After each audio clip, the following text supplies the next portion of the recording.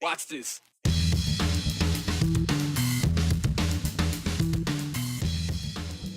Two of the four people who want to lead Idaho's third largest city stepped into the spotlight last night.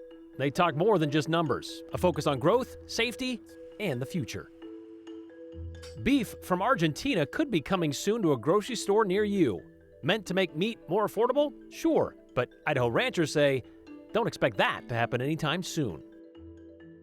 These pretty blue eyes, light brown hair. She was just about 5'1", 5'2". Oh, and very demure, very mindful, way before it was a meme. But it was those traits that allowed little Ida Southard to spearhead the term serial killer. You know, national elections may get the headlines, but it's the local elected offices that get a lot of your tax dollars and impact your day-to-day in big ways, which is why elections next Tuesday are so important. 13 Idaho cities will be picking a mayor across the state of Idaho. Some they're familiar with already, and some are going to be brand new to the job. The latter will definitely be the case in Nampa, since current mayor Debbie Kling, well, she's decided this is going to be her last term in office. There are four vying for her position to fill her spot, and two of them joined us here last night for a debate, a chance to tell Nampons why it should be them. Well, in a city not unfamiliar with construction zones, Canyon County Clerk Rick Hogeboom and entrepreneur Eric Myricks laid out their vision for what growth in Canyon County's largest city will look like. So what do you believe is the balance in terms of raising taxes, which is something we've heard in this economy? People are against, of course, they voted it down, but while funding the needs of the city? And we'll start with Mr. Myricks. Again, I think that we should, consider trying to free up some money via a local option sales tax. I think people have to just come to a reckoning with the fact that we are so constrained. We just don't have the money to repair as quickly as we'd like to. So we have to find the money. And it is a very complicated situation. A 3% property tax, 5% for new construction. That really binds us. But here's a plan that I have. It's called Fix It First. I really think we should consider a Fix It First plan, which prioritizes repaving and pothole repair across older neighborhoods. I mentioned this earlier, and I'll come back to that again. A lot of people feel that their neighborhoods are being discarded, those who have been here 20, 30 years paying their hard-earned taxes. I think for, new developments, maybe our builders need to support more infrastructure. See, one of the things that people have to understand with the chip seal, the way that works, is if there's a crater underneath and you chip seal on top, the underneath is still a pothole. So is our repair methodology even the best method? Mr. Hogeboom, rephrasing the question, how do you balance, a tax base that has been reluctant to approve multi-million-dollar bonds while knowing you need to pay for these roads? Great question. That bond that was just last year, it fell short of the 2/3 supermajority that's required, but 57% of the people voted yes on it, but it fell short. So I think Mr. Myricks and myself, either of us would be happy with 57% of the vote on Tuesday, because it would be we're the winner of the mayoral election. However, that bond getting 57%, we call it a failure, but I think you have over half the people saying they are willing to pay some level of property tax to alleviate congestion. I call congestion a time tax, because the worse it gets, the more time you spend at red lights and backed up. That's time you're not going to get back in your life. That's time that could be spent with your family. That's time that could be spent at the dinner table. That's time that could be spent, coaching your kid, soccer and baseball. So that time tax is going to get worse and worse. And so I think we need to quantify what the improvements can be. If someone's willing to pay $20, $30, $50 a year, and you can get back minutes, hours over the year, then that trade-off might be something that the citizens look. But on that bond, I mentioned Highway 16. That's something that I think we need to work with our state partners to see if we can find a solution to that. I would focus on Marketplace. There was Marketplace improvements on that. Marketplace, and not all the citizens know this, is in an urban renewal area. And usually urban renewal, you lay the infrastructure, you hope the growth happens. I would say in this sense, Marketplace has become a victim of its success because the infrastructure, I'd say, is inadequate to accommodate all the growth. And so I would approach the Nampa Development Corporation, see if they would reconsider potentially spending some of the money, because they're getting way more money than they planned on, to invest in improvements on Marketplace rather than ask the whole city to pay for a bond. And that was a look at just one of the topics we dove into last night with the candidates. You can see the entire thing right now on demand on KTVB Plus or on the KTVB YouTube channel. Okay, so we mentioned those 2 of the 4 candidates that want to be mayor in Nampa. Yes. What about the other 2? Where are they? So we have a long-standing tradition at Channel 7 when we have our televised debates that we have some criteria to qualify for debates, and that includes campaign finance. It's not the campaign finance in the sense of you have to show that you have a certain amount of wealth to qualify for our debates. It's more a metric of how much support do you have from the community, and this is a valuable way for communities to say, these are people we believe in, these are people that we support. So 2 of the candidates did not hit that financial component. Okay. So that's why we only had 2 of the 4 candidates last night. In full transparency, there are fair criticisms of the system. Yep. And I think as media and everything changes, we'll definitely be looking at that in future cycles. Well, helping to understand what that criteria is hopefully helps people understand why we have absolutely. it before. All right, thank you very much, Joe. Well, there's some serious beef about beef right now. I'm sure you've probably heard. Stakes are high, as in the price of steak. But a new plan proposed by the Trump administration could open the gates a little bit more here in America with the foreign beef coming into U.S. markets, which could in turn, I guess, is supposed to, as they say, eventually lower the cost of beef. But maybe that's not the case. As Hunter Funk found out and explains to us, it's not all it's made out to be right now, right? Oh, excuse me, going this way. You almost got it there, Brian. Some lawmakers are even pushing back on this idea of bringing Argentinian beef into America. Yeah, you know that last week, President Donald Trump proposed a plan to let more beef from Argentina into the U.S. at a lower tariff rate. It's an effort to lower what you're paying for at the meat counter, but ranchers are bracing for the impact it will bring to their bottom line. For some background, over the last few years, ranchers dealt with severe drought and wildfires that lowered the supply of their live herds, but the demand from consumers remained.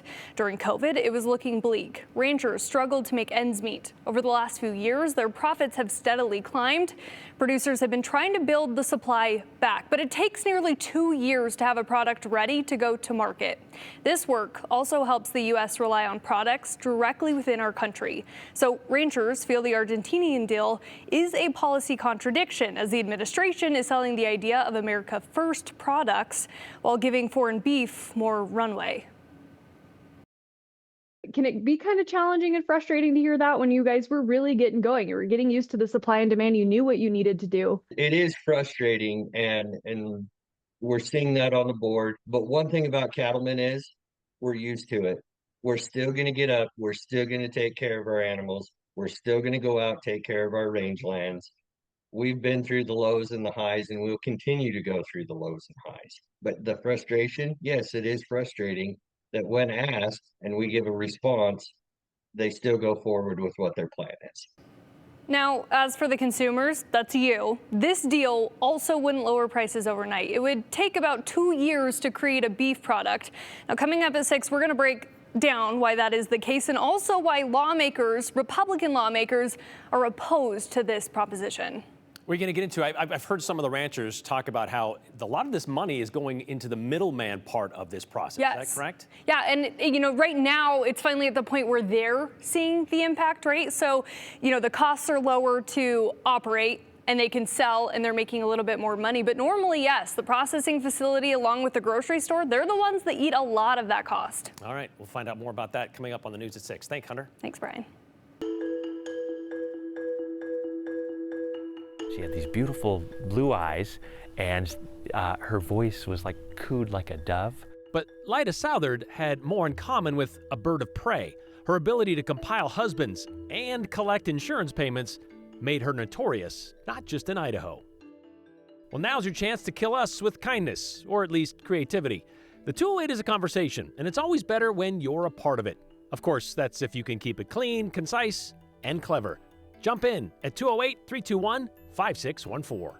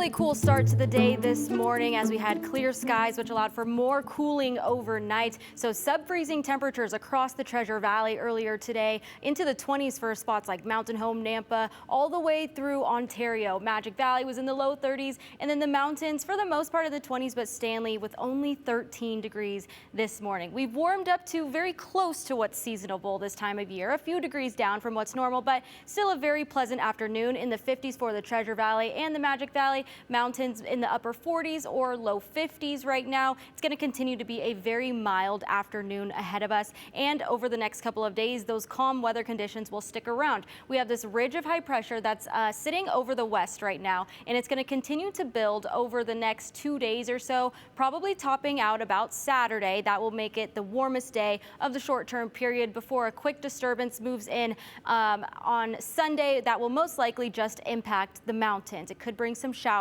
but for Halloween tomorrow, things look really pleasant no matter where you are. So great weather for trick-or-treating, as Halloween is oftentimes spent outside in the afternoon. It will be 57, which is our average for the last day of October. Magic Valley will be in the 50s, and then the mountains most likely in the low 50s as well. We do change our clocks back as well. This Sunday at 2 a.m. we fall back 1 hour, so the sun will rise an hour earlier than it normally does, but it will also set an hour earlier. We're going to stay in the 60s for the next week ahead. Right now, Boise, Treasure Valley, not really looking at the chance for showers or rain to come back until the middle of next week, Wednesday and Thursday.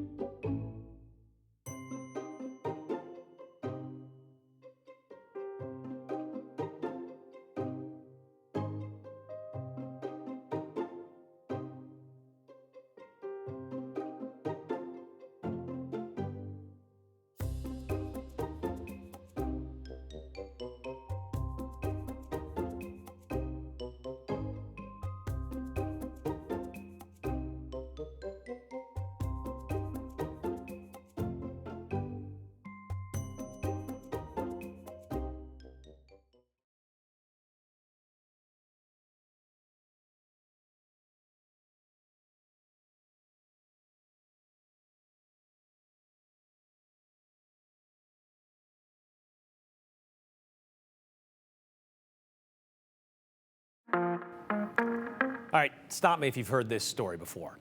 An Idaho woman wanted in connection with the mysterious demise of her family members is found in Hawaii with her new husband. Nope, we're not talking about Lori Vallow. But long before the Doomsday Mom, there was Lady Bluebeard or the Black Widow or Flypaper Lyda. However you refer to Lyda Southard, she will forever be known as Idaho's first serial killer. A fitting story of familial murder on the eve of All Hallows Eve. Grave markers are meant to pass along certain information of those who have passed. Sure, names and dates, but sometimes there are hints as to who they were. However, there's one flat stone in the southern section of Twin Falls Sunset Memorial Park that offers few clues on the life of Anna E. Shaw. She began as Anna Elizabeth Trueblood, born October 1892 into the middle of a large Missouri family. The story goes they combined Anna and Eliza and came up with Lida. The Truebloods uprooted to Twin Falls in 1907 and settled south of the Highline Canal. Petite and blue-eyed, Lida possessed what was later described as a cooing voice of a dove. I think she had a charm about her. Lida would use that charm to reconnect with another man from Missouri who had also moved to Twin Falls, Robert Dooley. The two would marry in March of 1912 when Lida was 19 and moved to a ranch with Robert's brother, Ed. A year later, Lida would birth a daughter, Lorraine. And they seemed to be living the ideal Magic Valley life. That is, until 1915. Then, in a matter of months, beginning in August, Ed, then Robert, followed by 2-year-old Lorraine, would all die of what was diagnosed as typhoid fever. And other than the $4,500 of life insurance from Ed and Robert, Lida was left alone. But not for long. 13 months later, in December of 1916, Lida would marry William Gordon McAfee, a local waiter known as Billy. After selling off the Dooley Ranch, Lida and Billy sought a fresh start in Montana. However, death seemed to follow Lida, and by the end of the next year, Billy McAfee would be dead, believed to be a victim of the Spanish flu pandemic. Lida would collect another $5,000 of life insurance, and then another husband, marrying Harlan Lewis just 6 months later, who would die in Billings, Montana, within 2 months of their wedding, of a stomach flu. Lida's loss allayed by another $5,000 insurance policy. Now this is where things get kind of interesting.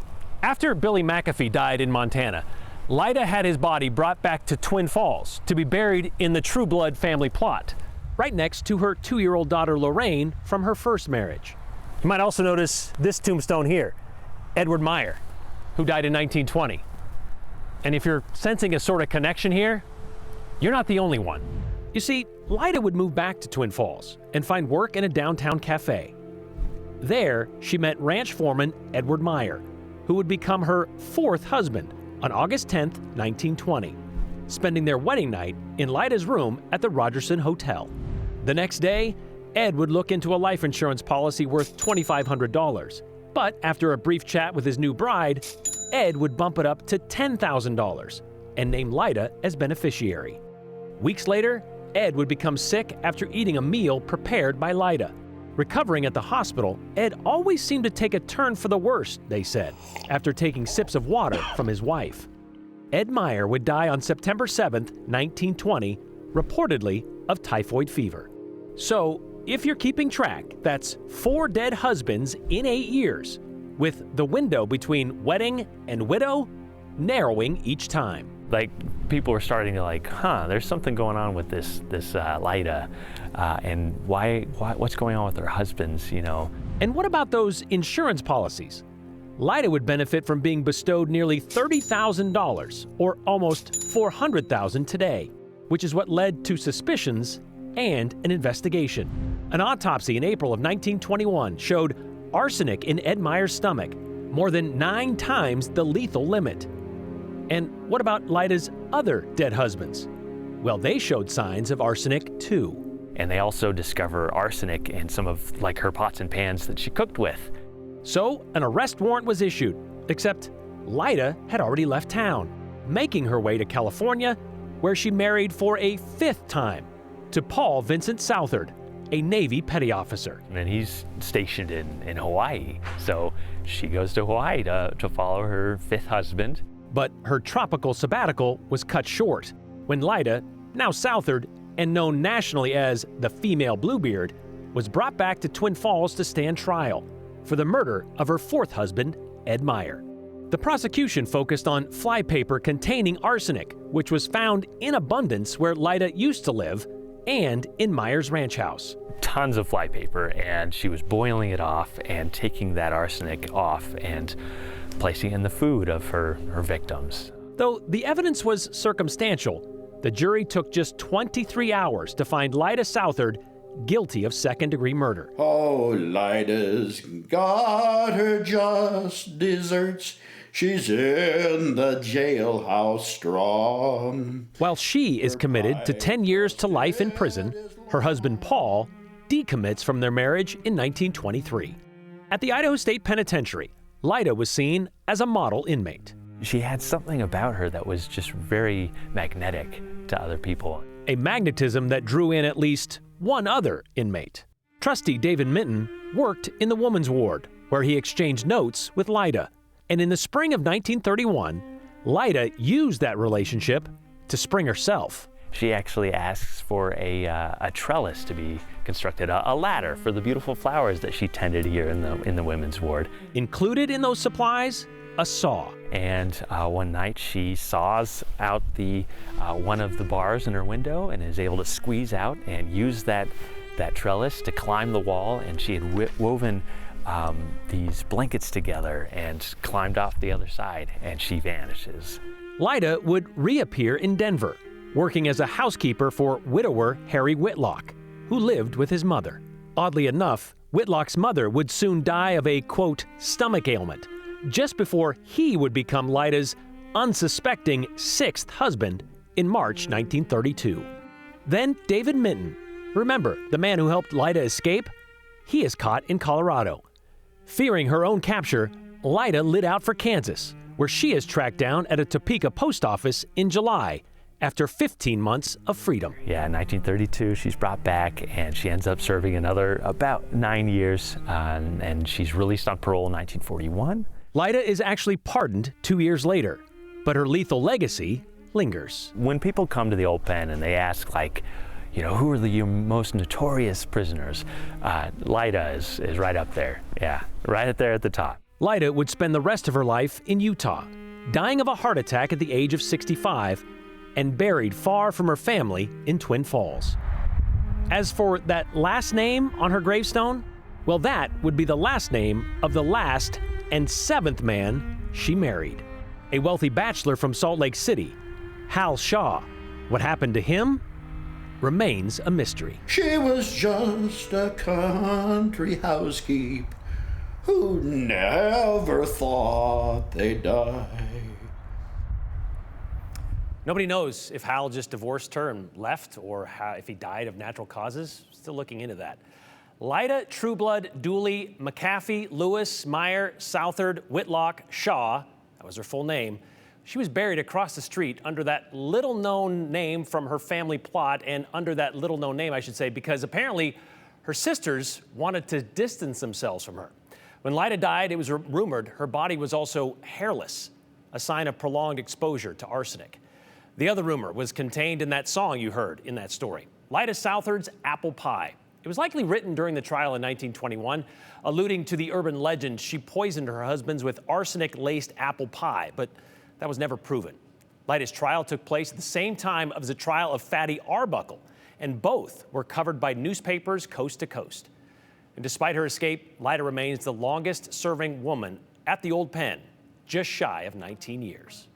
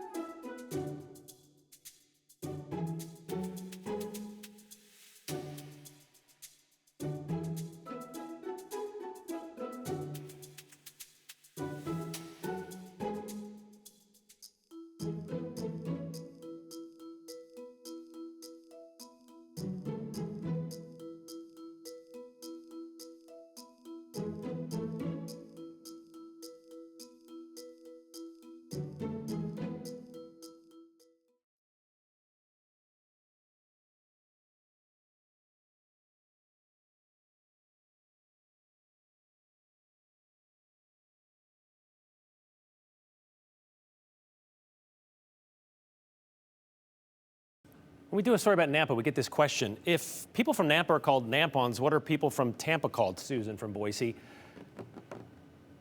Wait, I don't get it. Let me think about that one for a second. Oh, now I get it. Continue with us and watch free now on the KTVB Plus app everywhere you stream.